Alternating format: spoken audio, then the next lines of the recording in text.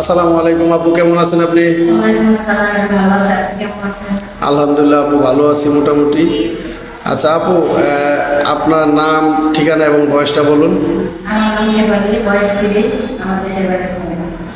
প্রিয় দর্শক, এই যে আপুকে দেখতে পারতেছেন হাতে টাকা, এ আপু যাকে বিয়ে করবে তাকে 3.5 লাখ টাকা সে বাসর ঘরে ওনাকে মানে গিফট করবে, উপহার হিসাবে দিবে।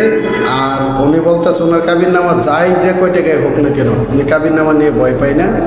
তো ওনার দোতলা বাড়ি আছে এবং 15% জমি আছে। ওনার ফ্যামিলিতে কে কে আছে ওটা জানবো। তার আগে আমার একটা কথা, সেটা হলো আপনারা যে যেখান থেকে ভিডিওটা দেখতেছেন অনেকে আমাদের সাথে ফোন দিয়ে ডিস্টার্ব করেন, অযথা কেউ ডিস্টার্ব করবেন না। আর যদি আপুকে কারো ভালো লেগে থাকে তাহলে অবশ্যই আপনারা যোগাযোগ করবেন ফোনের মাধ্যমে। আর আমাদের অফিসিয়ালভাবে 5 জন লোক যাবে আপুর বাড়িতে, সেই জায়গায় আপনাদের কিছু যাতায়াত খরচের জন্য কিছু টাকা পয়সা আর কি দিতে হবে, সেটাই আর কি। তারপর আপনাদের সাথে যোগাযোগ করে আমাদের অফিসিয়াল মাধ্যমে বিয়ে এসে দিতে হবে। আচ্ছা আপু, আপনার ফ্যামিলিতে কে কে আছে? আমার ফ্যামিলিতে আমার 2 বোন আছে, আমার বাবা মা আছে। আপনার মা আছে, 2 বোন। আপনার বড় বোনের কি বিয়ে হয়ে গেছে? জি, আমার বড় বোনের বিয়ে হয়ে গেছে, আমি ছোট। আপনি ছোট। আপনার বোন জামাই কি করে? আমার বোন আমার ব্যবসা করে। ব্যবসা করে, যাই হোক মোটামুটি ভালোই। তা আপু, এই যে আপনার হাতে টাকাগুলি আপনি বলতেছেন আপনার স্বামীকে আপনি বাসর করে দিবেন, আপনি আমাদের সাথে শেয়ার করছেন। আর আরেকটা বিষয় হলো, আপনি মা সবসময় চিন্তা করে যে আপনার বিয়ে হয় না, বিয়ে হয় না। তা আপনার মায়ের কথা কেন শোনেন না? আমি আমার মার কথা কেন শুনি না? এই যে টাকা, এখানে 3.5 লাখ টাকা আছে, আমার 15% জায়গা আছে, আমার দোতলা বাড়ি আছে, কিন্তু আমার বাবা কিন্তু বিয়ে হয়ে গেছে। এখন এই টাকা, এই বাড়ি, এই জায়গা সব আমার। আমার মা আমাকে বলে, তোর তো বয়স হচ্ছে, তুই বিয়ে কর, বিয়ে কর। তা আমি রাজি হই না।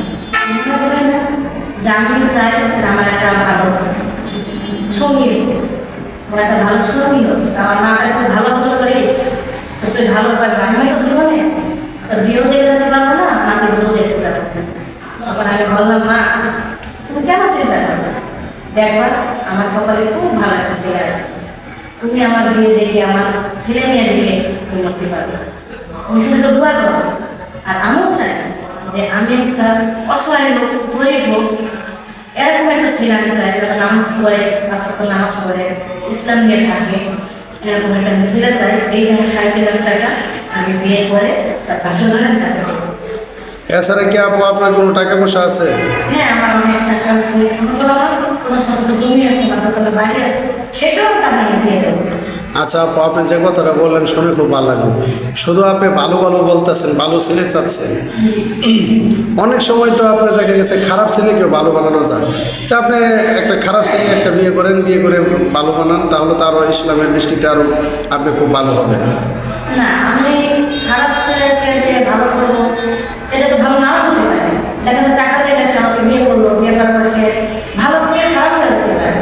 কিন্তু আমি তো এভাবে আমি চাই না।